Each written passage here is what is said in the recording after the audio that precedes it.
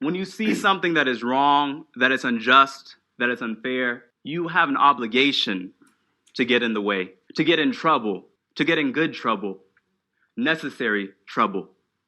These are the words of Congressman John Robert Lewis, who began as a student right here in Nashville, challenging the immoral system of Jim Crow. If it wasn't for John Lewis and his generation finding a way to get in the way, to get in good trouble, I would not be able to stand here before you today and address this body. Many of us in this room would not be able to enter through the front door of this building. We would not be able to eat at restaurants downtown. We would not be able to vote. And yet, rather than honoring this legacy of protest in America, from the Boston Tea Party to the women's suffrage movement, to the abolitionist movement, to the labor movement, to the racial justice protests last summer, this committee has decided with just 2 days left in session to revive an immoral bill that will criminalize protests and grant immunity to drivers who run over protesters. This bill is constitutionally inconsistent. It is economically indefensible as it increases incarceration costs, and it is morally insane. It is morally insane. I would like to come before this committee today with a simple message that bills have consequences. That bills have consequences, which is why I believe that Senator Johnson took his name off this bill, if we recall. He saw the issue. Your own Republican leader saw the issue with this bill. He did not want blood on his hands, Senator Rose. And so he took his name off and said, we're not going to go forward with this bill until you picked it up, my brother. Until you picked it up, my brother. Senator Rose, you had your granddaughter here in the legislature. You posted this on Twitter, how proud you were for her to see how the government works. How proud you were for her as a young person to see what the legislature does. I say to you, Senator Rose, that I too am somebody's grandchild. That all of us are somebody's grandchildren, and we want to see how government works. We want a voice in this system, Senator Rose. We don't want to be out protesting, but we have no other choice but to find a way to get in the way, to get in good trouble. I've let you go over already, so your time is up. If I could ask any of the members if they have any questions for Mr. Jones. And I want you to elaborate specifically as to how this bill will affect your ability to protest, or the people that you organize with, how it will affect your ability to protest. I think it's ironic that when we look at this bill, it's the First Amendment right to assemble. That this legislature has already passed one law to make it a felony to stand in the plaza. And now on the second offense, we're making it a felony to stand in the streets. Where will it stop? If we cannot be on the plaza, we cannot be in the streets, I think the goal of this legislature is to send us home so we cannot exercise our First Amendment right. And it's very ironic because when it comes to the Second Amendment, this very committee voted to get rid of permitless guns. But when it comes to unpermitted protests, we want to make that a felony in Tennessee.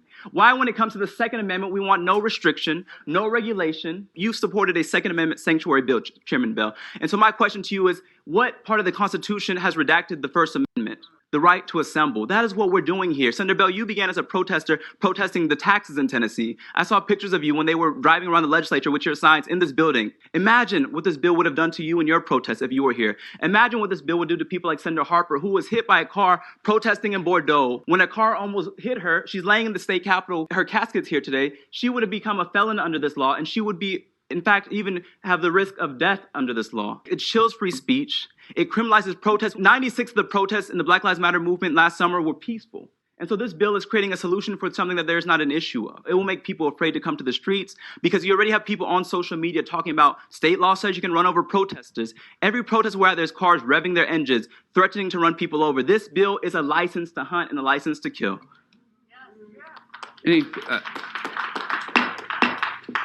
I'm sorry, one more and I'll have you escorted out of the room. I've already asked no comments. We have a decorum here. We do also have a rule in here that you can hold signs up, but they have to be here. If you go move them up here where you obstruct other people's views, you'll be asked to leave as well. I have the Sergeant at Arms to escort you out. What has escalated peaceful protests into non-peaceful? What escalates these situations is when you have law enforcement dressed up in militarized weaponry coming out to confront peaceful protesters. The escalation is not on our behalf. We were outside that plaza for 62 days. There were no instances of violence. I wish that some of you would have come out and spoke to us before you passed this bill to criminalize us. Come and hear why we were out there. During our protest, it was completely nonviolent. On our behalf, I should say. Because there were people, these young people who were assaulted, who have injuries from very aggressive arrests, and those things are going to be litigated in court. But today, on our behalf, I said that there is no violence in our protests. But what is violent is a bill that will encourage cars to run over protesters. What is violent is making it a felony and taking away somebody's voting rights because they're exercising their First Amendment right. What is violent is the fact that this bill was dead and Senator Rose chose to bring it back with just 2 days in session. We're only allowing 3 people to speak. even though this bill would jeopardize our lives, I just ask you, Mr. Chair, to slow down a little bit. I don't think you want this bill. I just want to speak to you directly, if I have 1 minute, that I was happy to see your bill to ban no-knock warrants. I think that was a good step forward, Senator Bell. And this bill would eliminate all that good work, because the very protest that made you see that as an issue, to see that as an issue that we need to hold some, parameters around our policing, this bill erases that. No one on this committee would be paying attention to policing if it wasn't for these young people across the nation, and one of the largest demonstrations since the civil rights movement taking to the streets. And so if this bill passes, it just erases all that good work and what we were celebrating. You had a bipartisan bill banning no-knock warrants, a good step forward. And we want to continue working from that. And so I invite you, Senator Bell, because I think that you are someone who has a conscience on this committee. Come and talk to us. I ask you to please send it to the summer, whatever you have to do, but do not pass it today. I don't think you want to pass this bill. Come talk to us. We're willing to talk to you about why we were out there, because I'm afraid for my friends here. I just want to say is that this bill is not just to run over protesters. This bill is to run over human beings, because that's what we are at the end of the day. And we're all children of God. We have some Christians here, and just imagine Senator Rose going to church on Sunday and telling your pastor, this is what you spent your last few days in the legislature prioritizing. All right. Thank you. Would this deter you from speaking up? Will it silence others? This bill will definitely have a negative adverse impact on the First Amendment right. If this bill was law in 1980, Senator Harper would be a felon right now, and possibly would have been hit by that truck she was blocking in Bordeaux to stop them from dumping waste in her community. And so as all of you today go to the Senate chambers and honor Senator Harper as her casket lays in state in this building today, I ask you to reflect on that and think about what this would do to people like Senator Harper. I think a lot of people here, grew up during the civil rights movement. It may have not been on the right side of that movement, but this is a chance at redemption. This is a chance to do something better and different than your forefathers, who may have been on the wrong side of history. These young people will risk losing their voting rights if they protest. They will risk losing not only their First Amendment, but also their 15th Amendment, which gives the right to vote to people of color like myself and Black and brown people. And so I think that's what the goal of this bill is that I think we know that we don't need this bill. I think this committee knows. This committee, I don't think anybody here wants this bill, but there's a negotiation with the House to bring this back, and that's why it's here today.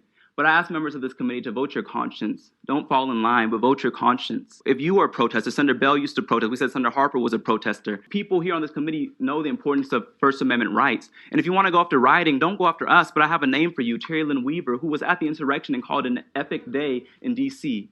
That was violent. We never stormed this building. We never put your lives at risk. I'm here before you today pleading with you for the lives of my friends and of myself before this committee. This is not something to take lightly. We've already got threats on social media saying that we go to the street, they will run people over. And whose name will be associated with that is Senator Rose here. Do not allow your other names to be associated with this bill. Senator Johnson did the right thing and took his name off. I think other members of this committee should follow his suit. Okay. Thank you, Mr. Jones, for being with us today. I'll make a motion that first calendar of 2022. Without objection, that is done.